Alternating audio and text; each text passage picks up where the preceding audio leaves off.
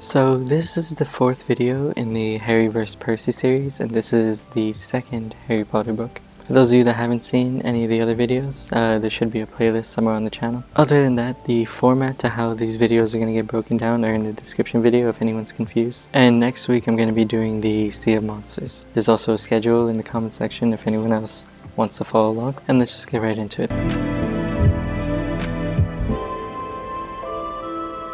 So the story begins with Harry back at the Dursleys' house, and these people are still shitty human beings. In accordance to like the rulings of, I guess, this magic world, you're not allowed to use magic outside of a school if you're under the age of 18. Harry is obviously under the age of 13. He's 12 years old in this specific book, and he gets caught fucking around with the Dursleys. So he gets in trouble for it, and he gets told that if he continues to use magic outside, he's going to be expelled. And along with that, he gets in trouble with the Dursleys, and they lock him in his room with no way of getting out and a small hole under the door where they just pass food into. It's almost like a jail basically. And he's kind of faced with a dilemma where if he uses magic to get out, he's fucked and expelled, and if he doesn't use magic to get out, he's fucked in this room. Him being stuck in this room means that he won't be able to get out of his home to go to Hogwarts. So he's facing a lot of dilemma. And on top of all that, all of a sudden, something called a house elf appears named Dobby. This little, elf looking thing with big ass ears, and he looks like a gremlin basically. And so these house elves are basically slaves to humans, specific humans. No matter what their master says, they're obligated to listen to it. If they disobey, they go through excruciating pain. And the only way for a house elf to ever be free is if they get given a piece of cloth from their slave master. It's a very interesting concept actually, because that would mean that these people are treated so badly that, they're not even given proper clothes. So this Dobby, this house elf, appears to Harry and tells him that don't go to Hogwarts this year, because if you do, you're gonna get fucked, basically. And there's a lot of problems waiting for you. Obviously, Harry would rather go to Hogwarts than spend time with these Dursleys that kind of treat him like shit. Because he stops responding to the letters that Ron and Hermione have been sending him, Ron figures something wrong happened. So he breaks him out, and they end up going to Hogwarts. So Ron and his brothers break Harry out using this car that flies, I guess. He ends up being able to go to Hogwarts. And when he gets to Hogwarts, true to that Dobby's words, all of a sudden, random people start passing the fuck out and basically go into a coma. And of course, it wouldn't be a typical story if the main character isn't blamed for what's going on. So Harry's being blamed for what's going on, and he needs to find a way to figure out who or what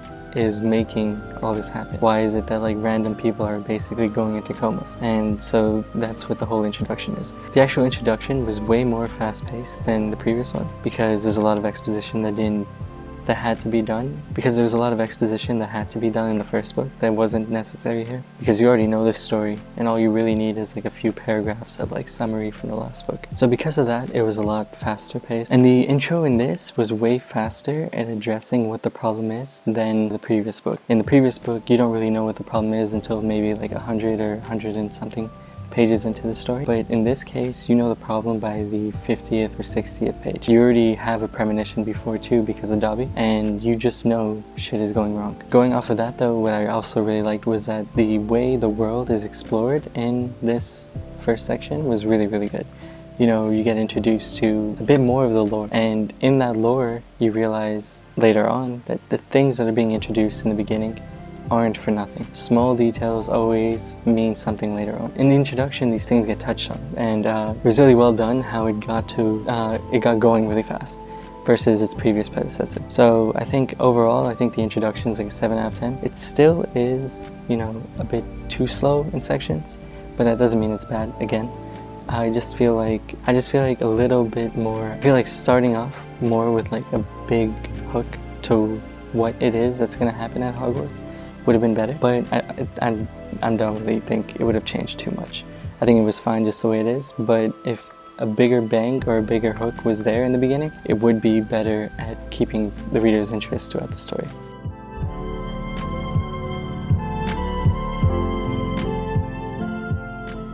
So for the most part, all the characters relatively stay the same. Harry is still flat the way he was before. Hermione is still, the smart person that does everything that's right. I think the most interesting part about this book specifically is we finally get to see a lot of Ron's family. Harry, when he gets broken out of the Dursley's house and he ends up with Ron's parents, you finally get to see what the family dynamics are, and that there's a bunch of these kids in the house, and he has a little sister and 4 other siblings, and there's a lot of tension here and there, there's a lot of fights, but you get to see why Ron is insecure about his financial status. Basically, we are introduced to, you know, a poor lifestyle, and that poor lifestyle is expanded on. We see Ron's dad be made fun of by Malfoy's dad. So there's just a lot of proper characterization in this by seeing this aspect of Ron's family. And I think it was a good choice to not have it in the first book. I think it was a good choice to have it touched on in the first book and then expanded on in the second book. But beyond that, there aren't many characters that got their, you know, proper spotlight. One character that did get their spotlight somewhat is Ginny. Ginny is the younger sister of Ron, and it turns out right away she apparently has a crush on Harry because he has clout or some shit. But her character is not important enough in this book to be, you know, significant. It's not like you even know anything about her, other than the fact that she likes Harry and she's like nervous throughout the story. She is important in this story, and she's very important in this book as a role, not as a character. I think there could have been more done for Ginny's character in this. It's a common thing that a lot of people don't really like Ginny, and personally I'm not crazy about her either, but I think a part of that is how she was introduced to the story in this book. She's very just like there. It's like, you know, there's all these people here and then boom, Ginny's here. It's not like she has enough like vigor or like characterization where you get to see more to her. It just, she's there, and she's important in this book and in the future books. The side characters become more and more likable throughout the story. You know, I didn't really touch on Hagrid in the previous one, but Hagrid becomes more and more of like a parental figure in this. We start to really see why Harry and this guy care for each other so much. Hagrid really likes this kid, and Harry really likes Hagrid. And that's what I was saying before about Harry as well. Harry's characterization isn't through him, but through the people around him. And that's a common thing, but it's especially apparent to a flat character like Harry, who's not really full of personality. So his personality is shown through his relationships with people, Hagrid being one of those people. Other than that, I think the other characters aren't important enough to even touch on. The side characters all are interesting. There's not a single bad side character. Even the ones that you're supposed to hate are good side characters. So because of that expansion on Ron and a little bit of characterization with Hagrid, I think this character section would probably be a 7.5 out of 10. It's just that if there was more development with Harry and more expansion on him, I think it would have been better. Overall, it was fine the way it is.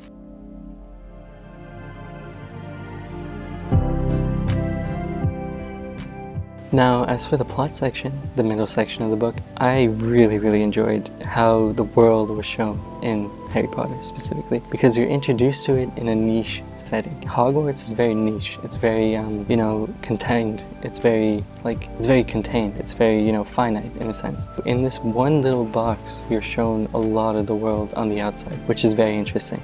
But yet, the lore of this house elf and how house elves are treated as slaves, we get the history of specific people that created Hogwarts. There's a lot of the lore that's shown in this. Not only that, it's one thing that's really interesting about Harry Potter is that most stories is a whodunit, you know what I mean? It's like who did it and why did they do it. In Harry Potter, the how is really important. It's who, why, and how, whereas most is who and why. It's not like you're just trying to find out who it was that did it, who it is that's going around clapping all these mans. It's you trying to find out how are they doing all this. Is it as simple as a spell, or is it more than just that? And if it's more than just that, do we have the elements to figure the things out? I was reading the book for the Friday video, which is going to be Elantris. There were certain sections in it where a twist or a revelation happened, and I didn't feel satisfied because I didn't even have the parts to figure out this thing before. In Harry Potter, on the other hand, you're shown exactly how you could figure it out. And you could figure it out, but you probably won't figure it out. And that's the good part about it. It's very hard to figure it out when you don't even have the pieces. But part of the game of Harry Potter is you have the pieces. Try to figure it out. So I think the middle section was the best part about the book. I felt like the revelation and how it was shown, who it was and why they were doing it and what they were doing to do it, was crazy. You had all the elements into it, and you knew the world, you knew the right pieces to figure it out to it. You just probably wouldn't figure it out. So yeah. So the best scene for this, honestly, recollecting or trying to recall what I thought was the best scene, was very different. There wasn't any scene in this book that really stood out to me, just off reminiscing. But when I read through it, I ended up deciding on the chapter where Harry starts writing in a diary and the diary starts talking back to him. I thought this concept was amazing, and what was said in this conversation between Harry and this diary was really, really, really exciting. The dialogue that they have, as well as what's said in this conversation, was clearly the best scene in this book. But even saying that, it still wasn't anywhere close to as good as the first book's best scene. It's just that this was a beautiful concept and it was done really well. And what you realize later on is what you realize later on about this diary makes this diary scene so much more important, so much more significant. But even then, it's not a scene that you would really remember. It's just something that when you pass by it, you're like, oh, this shit's hard as fuck. It was good, but there's no replay value. There's no, I'm gonna remember this later. It's just, this is a cool scene. Boom.